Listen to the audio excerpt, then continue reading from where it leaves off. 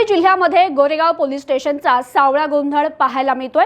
कोर्टाच्या आदेशाचं या ठिकाणी पायमल्ली होत असल्याचं दिसून येत आहे। हिंगोली जिल्ह्यातील सेनगाव तालुक्यातील वडहिवरा संत ज्ञानेश्वर महाराज गोकुळ गोशाळा संस्थाचालक छत्रपती बाबूराव पोले हे या गोशाळेचे संस्थाचालक असून त्यांच्याकडे जनावरांची कुठलीच व्यवस्था दिसून येत नाहीये।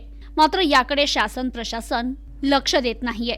बाळू शिंदे या शेतकऱ्यांना वाशिमवरून स्वतःच्या शेतात कास्त करण्यासाठी बैल खरेदी करून गावाकडे नेत असताना गोरेगाव पोलीस स्टेशनचे जमादार हेड कॉन्स्टेबल ढाले यांनी संबंधित जनावरं कुठून आणली अशी विचारणा करत वाहन गोरेगाव पोलीस स्टेशनला नेऊन शेतकऱ्यावर गुन्हा दाखल केला होता।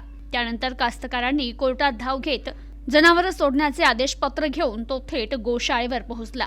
त्या ठिकाणी संस्थाचालक छत्रपती बाबूराव पोले आणि त्यांचे दोन भाऊ यांनी त्यांच्यावर अर्वाच्य शिवीगाळ करत आम्ही कोर्टाचे आदेश पाळत नाही, पोलीस स्टेशन आमच्या खिशात आहे अशी भाषा वापरत त्यांना हकलून दिलं।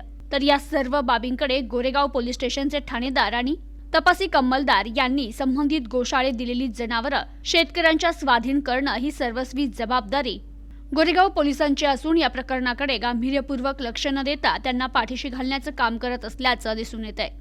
शेतकरी बाळू शिंदे यांना न्याय न मिळाल्यास आत्महत्या करणार असं त्यांनी सांगितलं।